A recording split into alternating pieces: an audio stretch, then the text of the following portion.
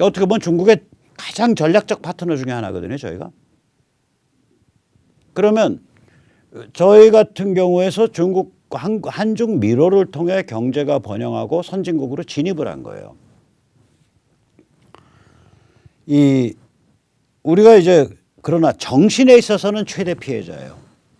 한중 미롤이 돼버리니까 6.25가 코미디가 되잖아요. 이제 길 가는 사람 붙잡고서 6.25 때 우리가 누구랑 싸웠어요? 그러면 북한 인민군이랑 싸웠죠. 천만에 만만의 말씀입니다. 1950년 11월경부터는요. 12월부터는 중국군이랑 싸웠죠. 2년 2년 반 동안. 2년 한 8개월 동안. 북한 정규군 붕괴했다고요. 원수예요. 50년대에 우리 해경 납치해서 한 10년씩 감금해두고 그랬어요. 우리 어로 수용 마음에 안 든다고. 우리 경제 수용 마음에 안 든다고. 그리고 남북 관계는 햇볕 침묵이 되잖아요. 거기도 사람 사는 곳. 그게 사람 사는 곳입니까? 지옥이지. 정신에 있어서는 해체주의. 그건 뭐 진실 이런 게 어디 있겠어. 그냥 다 그렇고 그런 거지. 시비가 어디 있어. 다 거기서 거기지. 옳고 그름 시비가 어디 있어. 선거악 구별. 그거 뭐 저기 어디 그 개독이라고 불리는 기독교인이나 하는 소리지. 그거 다 거기서 거기야. 저놈 친일파다 죽여라. 그러면 조선일보 동아일보부터 쫙 걸고 나가죠. 한겨레보다 더 지독해요. 대통령이란 자는 대한민국은 태어나지 말았어야 될 나라입니다. 이 죄책감을 불러일으키고 대통령이란 자는 월남에 가서 질질 짜면서 저희가 잘못했습니다. 근데 월남 사람들 진짜 그 모욕하는 소리거든. 월남 사람들은 잊어먹고 이걸 망각하고 싶어 한다고요. 왜냐? 지금 다이옥신 고엽제 보상금도 못 청구할 정도로 몰려가지고 미국 앞에 무릎을 꿇었는데 그렇게 될 바에야 30년 동안 왜 그 짓 했냐 이거지. 그게 월남 사람들의 회한이에요. 회한. 근데 거기 가서 그 위대한 민족 해방 전쟁에 제가 옛날에 월남이 공산화될 때 희열을 느꼈던 사람인데 이런 식의 어투를 가지고 얘기를 하면 너희 진짜 쪼다구나 그 소리가 돼버리잖아요. 그런 죄책감을 막 선전을 하잖아요. 자, 그래서 우리 자유보수의 정신은 빈사 상태에 이르렀죠. 다시 말해서 친중 글로벌리즘. 그것에 우리의 경제적, 물질적 측면에서 우리는 최강의 파트너였습니다. 전 세계 최강의 파트너였고 그 덕분에 우리가 물질적 풍요를 누렸고 그 덕분에 3만 달러 선진국 구조 경제로 진입을 했습니다. 지금 어느 세계 경제 사람들, 경제 평론하는 사람들도 다음번에 선진 강국 될 수 있는 경제적 힘으로 나라 꼽아라 그러면 반드시 한국 꼽아요. 한 7, 8개 꼽을 때. 자, 그런 상태가 됐어요. 그러나 자유보수 정치는 이런 이유로 빈사 상태로 갔죠. 우리는 정신에 있어서는 최대 피해자인 거예요. 다시 말하자면 이런 상태가 되니까 우리가 언어와 상징과 정신이 실종된 개돼지가 된 겁니다. 지식층부터 개돼지입니다. 원래 백모 같은 자는요. 글쎄요. 제가 보기에는 한 200명 있어야 돼요.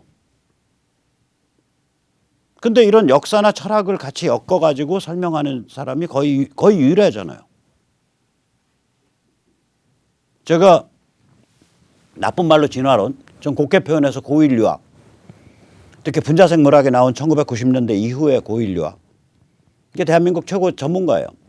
저는 그 짝퉁 진화론을 가지고 김일성 영생교를 교리를 만드는 걸 보고 저거 짝퉁인데? 하고서 저 그걸 공부했어요. 한 2년. 책을 썼어요. 상징의 탄생. 고인류학, 팔레오 안트로폴로지라 그럽니다. 아니 세상에 인구가 5천만이고 국민소득 수준이 3만 달러에 이르고 그런 선진국인데 고인류학자가 없는 나라예요. 인간이 어떤 길을 겪어서 현생인류가 됐고 현생인류의 특징이 뭐다라는 거를 연구하는 자가 단 한 명도 없어요. 대한민국에.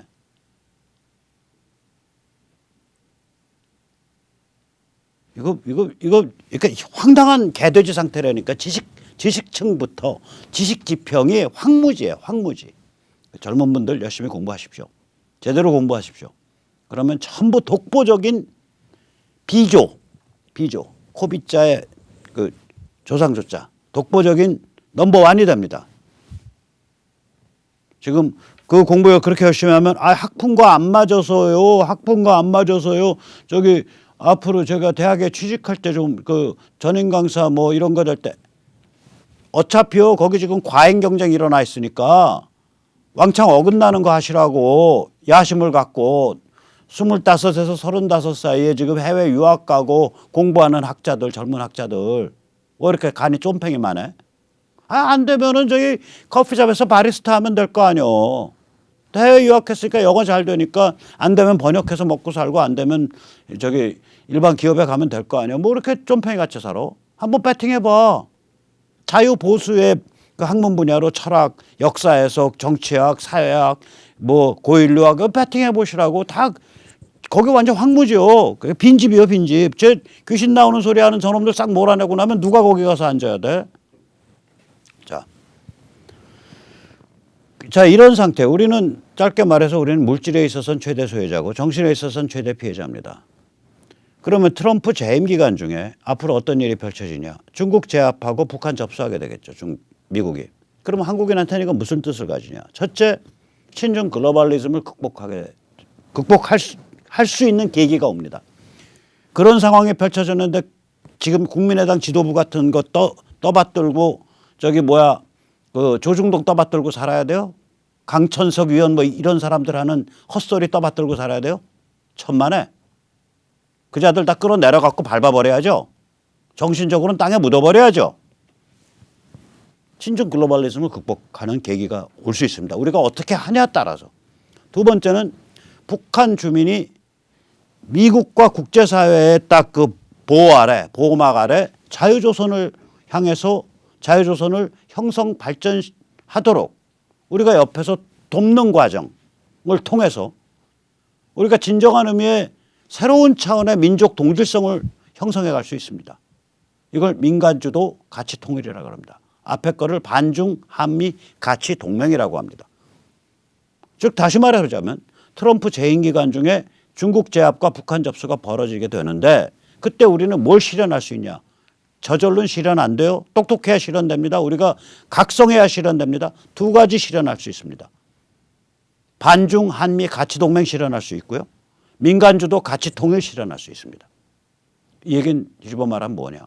물질과 정신 두 측면에서 거대한 기회가 오고 있다는 겁니다.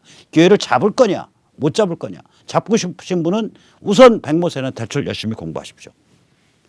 제가 똑똑해서가 아니라 대한민국에 이거 얘기하는 건 지금 현재로서는 저밖에 없으니까 독점 많은 상태니까 방법이 없는 거예요. 저거 왜 저렇게 말 어렵게 하고 잘난 체하지. 아무리 빈정상하시더라도 백모세 탈출 많이 전파해 주시고 많이 열심히 공부해 주세요. 자, 그러면은 여기서 이제 다른 말로 할게요. 제가 어저께 말씀드렸죠. 그저께 전번에 말씀드렸죠.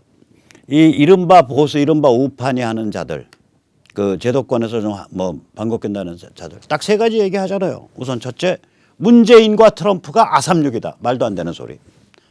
두 번째, 장기적으로 보면 역시 중국이 주요한 국가 간다. 말도 안 되는 소리.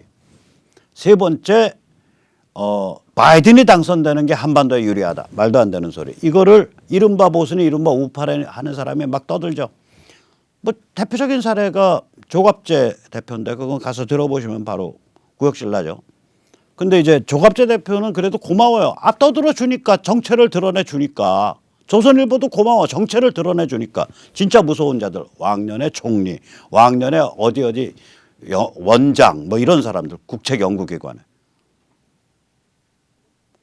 이른바 보수니 이른바 우파니 아무튼 제도권 쪽의 최고 원로 브레인이라는 자들. 지금 나이 80에서 85살 뭐 여기에 어디 가면 다 극존칭 선생님 대접받는 자들. 이 자들이요. 이 자들 장난 아닙니다. 이 자들이 이 소리를 해요.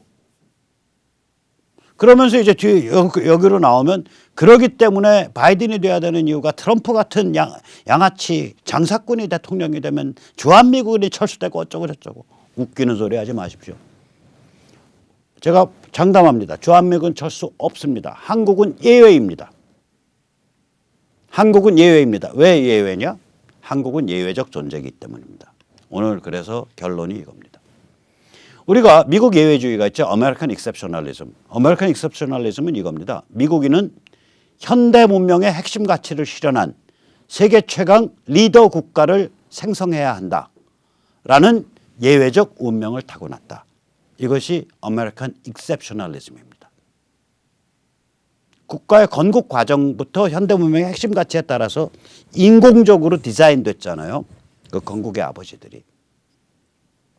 몽테스퀘 보고 그 상권 분립, 러크 보고 자연법 정신.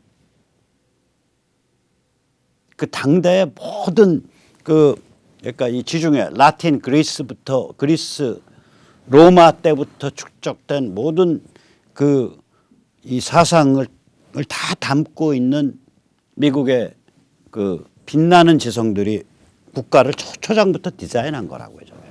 수십 년에 걸쳐서. 그때 제가 말씀드렸죠. 미국의 그 헌법 제정에서 국가 구성이 1788년인데 1788년에 그러면은 저거 시작한 지로 13년째 되는 해예요. 그 독립선언한 지. 근데 수정헌법이 와장창창 해서 뭐 13항까지 끝나는 게 그다음부터 한 10년 정도 더 이어지거든요. 그러니까 수정헌법이 1조, 2조, 3조, 4조 이게 헌법 수정 부가 조항이 계속 붙어 나가요. 그 재헌 과정으로 봐야 된다고요. 그러면 독립선언서부터 한 5년 걸려요, 이게. 20년 넘어 걸려요. 얼마나 고민을 많이 했겠어요. 그러니까 저기는 건국때서부터 현대 문명의 핵심 가치를 실현한 세계 최강 리더 국가란 말이에요. 그거를 그 멘탈이에요. 그걸 아메리칸 익셉셔널리즘이라 그래요. 트럼프의 그 정책에 보면 교육 파트에 아메리칸 익셉셔널리즘을 가르친다. 미국 예외주의를 가르친다. 미국인이 걸머지고 있는 인류에 대해서 미국인이 걸머지고 있는 예외적 운명을 가르친다. 그 소리예요. 그게 끔찍한 얘기입니다. 마찬가지로 저는 코리안 익셉셔널리즘을 주장합니다. 한국 예외주의를 주장합니다. 한국에는 가장 배타적일 수도 있어요. 한국이 참 배타적이죠. 그 친일파 타령하는 거 보세요. 여기 제노포빅하다고요. 하멜 표류기 보세요. 완전 노예보다 못한 존재로 다루잖아요. 감춰놓고 다 빼먹으려고 그러고 배 기술, 뭐 포탄 기술 다 빼먹으려고 그러고. 그리고 이걸 감춰놓은 이 존재 자체를 은폐시키죠. 왜냐하면 이 존재가 청에 알려지면 청은 해외랑 그 거래가 있으니까 송환시킬 거라고 생각해서 존재를 감춘다고요. 그러니까 하멜이 죽을 뻔한 게 하멜이 이제 그 호남 지역에 있다가 제주도에 있다가 서울로 옮겼는데 서울에서 그 사람들 통해 가지고 이 청에 사신이 왔을 때 줄 댈라 그러다가 발각이 나서 죽을 뻔해요. 이게 무슨 염전노예급이라고요. 염전노예 뭐 신안의 염전노예 비난하지 마세요. 조선 전체가 염전노예급이에요. 그 얘기 뭐냐. 우리랑 다른 말 쓰고 우리랑 생김새가 다르고 머리카락이 다르고 뭐 코가 뾰족하고 이러면은 혹은 시꺼멓고 이러면 이건 사람으로 안 보는 거예요. 배회주의죠. 배회주의. 제노포비아라고요. 여기가 그런 기질이 있는 이유가 여기가 저는 이제 고일 유학을 했기 때문에 25,000년 전, 그 25,000년 전 빙하가 한 평균 온도 5도 정도 더 내려가고 빙하 때 워낙 가문데 그 가뭄이 다시 강수량이 한 30-40%더 깎여요. 극도로 건조하고 극도로 추운 시기가 딱 왔을 때 맘모스 스테페, 만주 시베리아에서부터 쫙 거쳐가지고 저기 스웨덴 스페인의 피레네 산맥까지가 그게 그 털 달린 코끼리들, 또 털 달린 뭐 하마 같은 것들이, 코뿔소들, 이런 것들이 대형 초식 동물들이 그 살아가는 맘모스 초원지대예요. 그걸 맘모스 스테페라고 부릅니다. 그게 다 사막으로 바뀌어버려요. 만주도 사막이고요. 다 사막이에요. 한반도 북쪽으로 가면. 25,000년 전에. 그래서 그 시베리아에 있는 그 현생 인류의 유적이 극빈기 때 없어져 버려요. 한 10,000년 동안. 극빈기 끝나면 이제 바로 지금 우리 이 그 기후 때가 되거든요. 10,000년 동안 없어요. 그럼 그 사람들은 멸종했거나 어디론가 가야 돼. 그 온대 중에 하나가 가장 위험한 지역이 호랑이, 표범, 곰이 디글디글하고 숲이 돼 있어가지고 평원이 아니어서 언제 덮칠지 모르는 위험한 지역이 이 한반도 일대라고요. 거기로 들어온 거예요. 그래서 우리 현생 인류의 유적이 25,000년경부터 한반도에서 본격화된다고요. 그게 민족의 뿌리입니다. 단군 할아버지가 아니에요. 그 단군 할아버지보다 20,000년 더 올라가요. 여기는 한번 들어오면은 여기서 지지고 복구하잖아요. 들어오고 25,000년 동안 지지고 복구하면서 여기서 민족이 형성된 거예요, 이게. 그럼 영국에 비해서도 영국에 제일 먼저 들어간 게 켈트인인데 켈트인이 들어갔을 때가 8,000년 정도 되거든요. 왜 그러냐면 영국이 빙하에 덮여 있던 때라 1700년 전부터 빙하가 녹으니까 영국 땅에 그래서 해안이 전부 절벽이잖아요. 빙하가 한 2,000m, 1,500m 쌓여있던 빙하가 녹으면 위에 무게가 없어지니까 땅이 솟아오른다고요. 그 사람들이 아주 선진적인 농경기술, 그 다음에 목축기술을 가지고 들어가, 양을 가지고. 그게 한 8,000년 전쯤 돼요. 영국이. 그 얼음이 녹은 신천지로. 거기도 그러니까 꽤 역사가 깊은 그 민족이라 국민이 형성된 게 한번 그 켈트인들이 쫙 들어가고, 그 다음에 앵글로색슨이 쫙 들어가고, 그 다음에 뭐 아이리시 바이킹의 일종인 노르만 프렌치가 쫙 들어가고, 차곡차곡 생겨서 발효 항아리가 된 거죠. 그 영국조차 우리 발효 항아리로 따지면은 우리 발효 항아리로 따지면은 뭐라 그럴까? 우리는 25,000년짜리예요, 발효 항아리가. 우리만큼 발효 항아리가 깊은 데가 일본인데, 일본은 제가 이걸 한국이랑 잘 비교를 안 하는 이유가, 거기는 지금으로부터 2,300년 전에서 1,700년 전 사이에서 남성 위주의 정복민들이 한반도로부터 건너가 가지고 밑바닥에 깔려있는 조목 문화 위에 올라탔다고, 야요이 문화가. 그래서 이거가 그 발효를 한 게 아니라 두 겹인 거예요. 듀얼 스트럭처예요. 이 유전자 검사에도 그렇게 나와요. 듀얼 스트럭처로 딱 나와요. 조목 유전자가 어디가 제일 낫냐? 큐슈 북부와 그 기내, 그러니까 교토, 오사카 일대, 거기가 제일 낮아요, 조목 유전자가. 그 다음에 저쪽 홋카이도 올라가도 조목 유전자가 높고요. 오키나와로 내려가도 조목 유전자가 높아요. 그래서 좀 이런 U자형입니다. 이건 남성 위주로 갔기 때문에 정복민들이 그 거친 바다를 건너서, 영국은 전부 온 가족 이주였어요. 온 가족 이주예요. 왜 그러면 해안 따라서 쭉 가다가 나중에 도브에어 몇십 킬로 딱 건너면 끝나니까. 근데 여기 그게 아니잖아요. 도브에어 한 30킬로나 달래나 이렇게 보일 만한 거리거든요. 근데 여기 그게 아니잖아요. 대마도까지 간 다음에 현해탄을 또 건너야 되니까. 남성 위주로 갔다고요. 그러니까 남성들이 현지 정복하고 현지인과 결합을 하게 되죠. 그러니까 문화적 그게 깔려 있죠, 조몽이. 그래서 한국인과 일본인처럼 정말 비슷한 것 같으면서도 정말 이렇게 극과 극으로 다르기가 참 힘들어요. 참 재밌는 관계야, 둘이. 저는 참 재밌는 관계라고 생각해요. 어쨌거나 한국은 이렇게 가장 배타적일 수도 있는 25,000년짜리 민족이에요. 일본의 그 특이한 사정 때문에 일본을 제외하고 나면 전 세계에서 가장 오래된 민족입니다. 그러니까 가장 배타적일 수 있죠. 물론 25,000년 전에 확정됐다는 게 아니라 25,000년 동안 발효 항아리로 켜켜이 쌓인 거예요. 25,000년짜리 발효 항아리예요, 이게.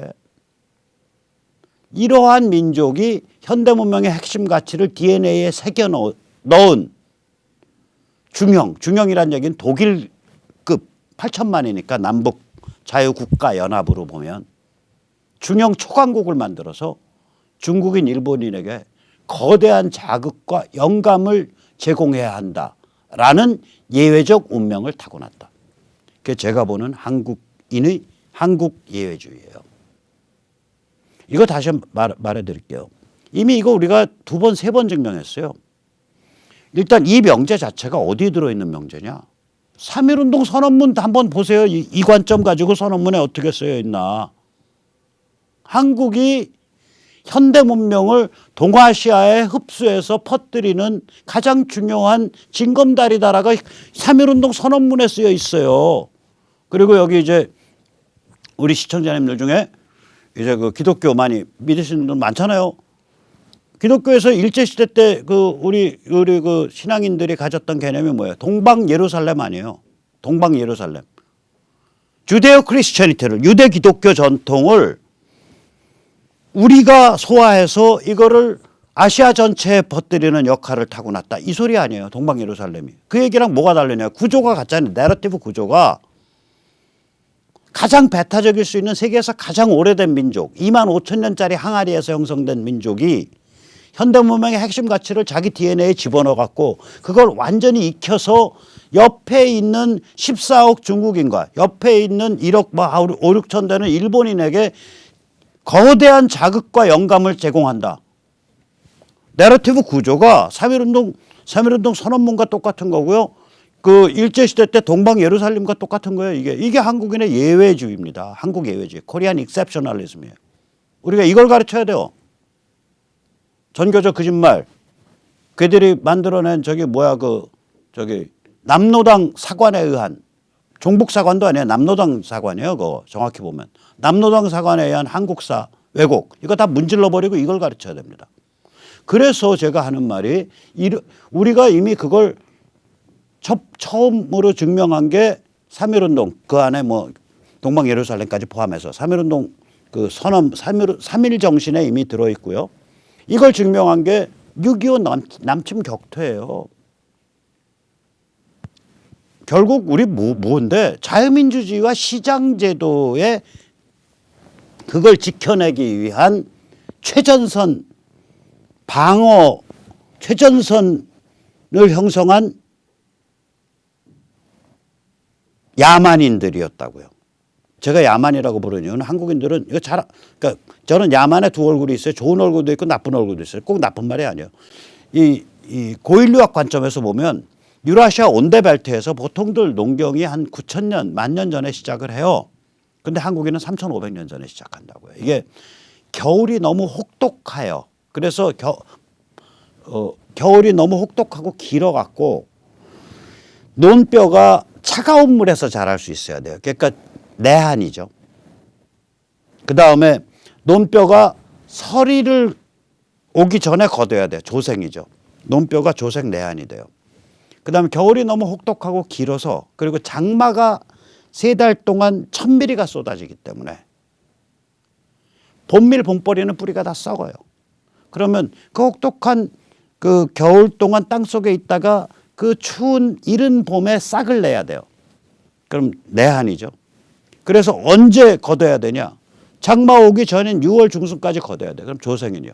그러니까 내한 조생 논뼈, 내한 조생 보리, 그걸 겨울보리라 그러죠. 내한 조생 밀, 겨울밀이라 그러죠. 그게 그 종자를 개발해낼 때까지는 자기들이 개발했겠죠. 필요가 있는 데서 개발되는 거죠. 그걸 황하에서 왜 개발합니까? 그걸 내몽고에서 왜 개발해요? 그걸 만주에서 왜 개발해요? 그거 여기서 개발한 겁니다. 필요가 여기에 있는데. 그거 할 때까지는 우린 본격적 농경을 못 시작해요. 야만으로 살았다고요. 남들보다 한 6,000년 더 야만으로 살았어요. 그런 아주 특이한 민족이 느닷없이 자유민주주의 들어보지도 못했죠. 조선 살다가 그 다음에는 일제 살았잖아요. 기독교 전파하는 사람들 외에는 자유민주주의가 뭔지 몰라. 느닷없이 시장을 위해서 참호 속에서 용감히 싸워가지고 물리쳤단 말이에요. 이게 뭐냐고. 이게 예외적 운명이죠. 자원도 없어. 해외에 나간 경험도 없어. 일자랑 저기 왔다 갔다 한 경험밖에 없어. 그런 사람들이 느닷없이 세계 시장 속에 수출 경제 모델로 해갖고 경제를 발전시켰다고요. 예외적 운명이죠. 이미 3번 증명했습니다. 3.1 정신에서 증명했고요. 6.25 남친 격퇴에서 증명했고요. 세계 시장 속의 경제 발전이라는 모델에서 증명했습니다. 이미 3번 증명했어요. 3번 증명했으면 예외적 존재란 소리 아니에요. 그래서 코리안 익셉셔널리즘, 한국 예외주의가 있는 거예요. 따라서 이걸 미국이 알아요. 한국을 포기를 해? 묶이는 소리 하덜덜덜 마세요. 특히 트럼프 입장에서. 바이든은 포기할 수 있어요. 쟤는 2조 먹고서 별짓 다 해주는 애인데 10조쯤 주면 한반도 그냥 중국에 할양합니다. 할양. 트럼프는요. 중국 죽이자는 거 아니에요. 중국 수갑 채우자는 거 아니에요. 중국에 스트레이트 자켓 입히자는 거 아니에요. 발작 못하게. 그럼 트럼프 입장에서 보면 중국에 대침을 놔야 되는데 그 대침 어디 있어? 한반도네. 북한 접수하면 중국 대침이야. 그래서 북한과 남한을 완전히 탈바꿈해서 잘 발전시키면은 이건 확실한 투자 가치가 있는 거야. 이렇게 보여요. 내 눈에 보이는데 트럼프 눈에 안 보이겠어요? 그 사람이 나보다 머리도 훨씬 좋고 눈도 훨씬 좋은 사람인데. 그래서 지금 바이든이 돼야 됩니다. 트럼프 되면은 주한미군 철수합니다. 이런 소리 하는 사람은 둘 중에 하나입니다. IQ가 극도로 낮은 조중동 시다발이거나 혹은 간첩입니다. 혹은 정말 그 언저리에서 돌면서 기껏해야 월 50만 원, 100만 원 좀 대접받으면 한 200만 원 정도 그 고문료 받고 조금 더 대접받으면은 거기에 그 법인카드 월 한 200만 원 긁을 수 있는 거예요. 그러니까 최대 해봐요 300만 원, 500만 원짜리예요. 그거에서 거기에 코 꿰갖고 거기에 맞춰서 떠들고 있는 늑다리입니다. 늑다리들. 이른바 원로라고 불리는. 그래서 그분들 욕할 거 없고요. 인생 참 더럽게 산다 이렇게 말하고 치우면 돼요. 그래 자네 인생 참 더럽게 사네 라고 건방지게 말하면 됩니다. 그 노인네들한테. 그거 더 말할 거 없고요. 중요한 건 뭐냐. 절대로 주한미군 철수 이런 일 없습니다. 트럼프 됐을 때. 오히려 북한 접수 일어나고요. 북한을 자유조선 방향으로 보호해서 키워줄 거고요. 그때 우리가 제대로 대응을 해서 그때 정부 차원 끼어들면 안 돼요. 민간인들이 북에 가서 봉사하고 도와드리고 그런 일을 해야 돼요. 그래서 민간주도 같이 통일을 해야 돼요. 그리고 남쪽은 남쪽대로 또 정리해야 되고 당연히. 그때는 우리 힘이 넘칠 거예요. 자, 그래서 마지막으로 우리가 이 친중 여기 위에 문팔육도 친중 글로벌리스트 여기는 이제 그 안에 이제 중국 간첩 면허, 북한 간첩 면허 가진 자들이 좀 많고 그 다음에 분홍색 조중동 국민의힘 여긴 친중 글로벌리스트인데 상대적으로 중국 간첩 면허, 북한 간첩 면허 가진 사람들이 좀 작겠죠. 이 둘 다 우리가 제어를 하면서 가야 되는 거예요. 제어 내지 제거하면서 정치적으로 영향력 박탈해가면서 참 깝깝한 길입니다. 그러나 이 한국인의 특징이 있어요.